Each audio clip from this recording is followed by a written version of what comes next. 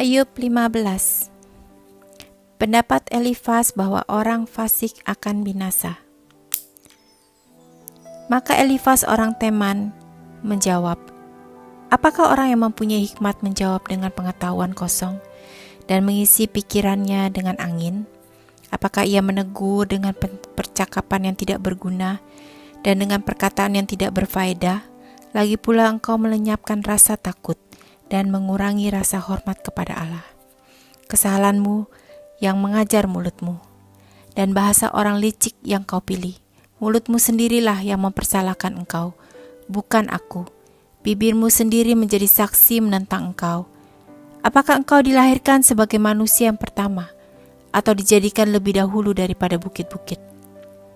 Apakah engkau turut mendengar di dalam musyawarah Allah dan meraih hikmat bagi dirimu? Apakah yang kau ketahui yang tidak kami ketahui? Apakah yang kau mengerti yang tidak terang bagi kami? Di antara kami juga ada orang yang beruban dan yang lanjut umurnya, yang lebih tua umurnya daripada ayahmu. Kurangkah artinya bagimu penghiburan Allah dan perkataan yang dengan lemah lembut ditujukan kepadamu? Mengapa engkau dihanyutkan oleh perasaan hatimu, dan mengapa matamu menyala-nyala, sehingga engkau memalingkan hatimu menentang Allah, dan mulutmu mengeluarkan perkataan serupa itu? Masakan manusia bersih, masakan benar yang lahir dari perempuan. Sesungguhnya para sucinya tidak dipercayainya. Seluruh langit pun tidak bersih pada pandangannya.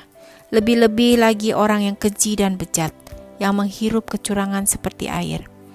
Aku hendak menerangkan sesuatu kepadamu. Dengarkanlah aku, dan apa yang telah kulihat hendak kuceritakan, yakni apa yang diberitakan oleh orang yang mempunyai hikmat, yang nenek moyang mereka tidak sembunyikan, ketika hanya kepada mereka negeri itu diberikan. Dan tidak ada seorang asing pun masuk ke tengah-tengah mereka. Orang fasik menggetar sepanjang hidupnya. Demikian juga orang lalim selama bertahun-tahun yang disediakan baginya. Bunyi yang dahsyat sampai ke telinganya. Pada masa damai ia datangi perusak. Ia tidak percaya bahwa ia akan kembali dari kegelapan. Ia juga ditentukan untuk dimakan pedang. Ia mengembara untuk mencari makan, entah kemana. Ia tahu bahwa hari kegelapan siap menantikan dia. Ia ditakutkan oleh kesesakan dan kesempitan. Ia menggagahinya laksana raja yang siap menyergap.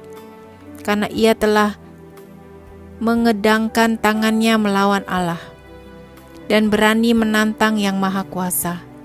Dengan bertegang leher ia berlari-lari menghadap dia. Dengan perisainya yang berlapis tebal, mukanya telah ditutupinya dengan lemak, dan lapisan lemak dikenakannya pada pinggangnya. Ia menetap di kota-kota yang telah hancur, di rumah-rumah yang tidak dapat didiami orang, yang ditentukan untuk tetap menjadi reruntuhan. Ia takkan menjadi kaya dan hartanya tidak kekal, serta miliknya pun tidak bertambah-tambah di bumi. Ia tidak akan luput dari kegelapan, tunasnya akan dilayukan oleh nyala api, dan ia akan dilenyapkan oleh nafas mulutnya. Janganlah ia percaya kepada kesia-siaan, akan tertipulah ia karena kesia-siaan akan menjadi ganjarannya. Sebelum genap masanya, ajalnya akan sampai, dan rantingnya pun tidak akan menghijau. Ia seperti pohon anggur yang gugur buahnya, dan seperti pohon zaitun yang jatuh bunganya. Karena kawanan orang-orang fasik tidak berhasil, dan api memakan habis kemah-kemah orang yang makan suap. Mereka menghamilkan bencana dan melahirkan kejahatan, dan tipu daya di kandung hati mereka. Ayub 16. Ayub mengeluh tentang perlakuan Allah. Tetapi Ayub menjawab, hal seperti itu telah acap kali kudengar. Penghibur, sialan kamu semua.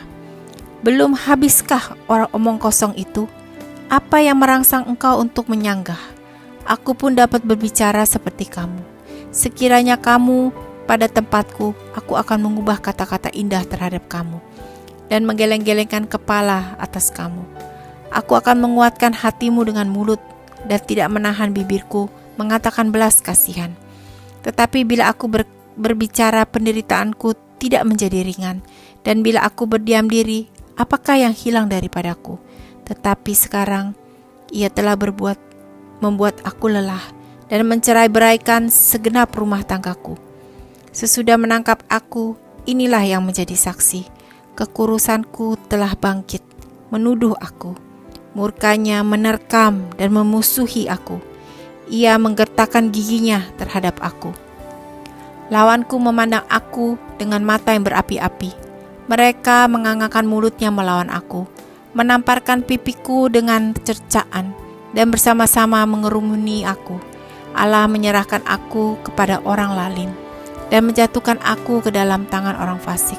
Aku hidup dengan tentram, tetapi ia menggelisahkan aku. Aku ditangkapnya pada tengkukku, lalu dibantingnya, dan aku ditegakkannya menjadi sasarannya. Aku dihujani anak panah, ginjalku ditembusnya dengan tak kenal belas kasihan. Empeduku ditumpahkannya ke tanah. Ia merobek-robek aku, menyerang aku laksana seorang pejuang. Kain kabung telah kujahit pada kulitku, dan tandukku kumasukkan ke dalam debu. Mukaku merah karena menangis, dan bulu mataku ditudungi kelam pekat. Sungguh pun tidak ada kelaliman pada tanganku, dan doaku bersih. Hai bumi, janganlah menutupi darahku, dan janganlah kiranya teriakku mendapat tempat perhentian. Ketahuilah sekarang pun juga saksiku ada di sorga, yang memberi kesaksian bagiku, ada di tempat yang tinggi. Sekalipun aku dicemoohkan oleh sahabat-sahabatku, namun ke arah Allah mataku menengadah sambil menangis, supaya ia memutuskan perkara antara manusia dengan Allah, dan antara manusia dengan sesamanya, karena sedikit jumlah tahun yang akan datang, dan aku akan menempuh jalan dari mana aku tak akan kembali lagi.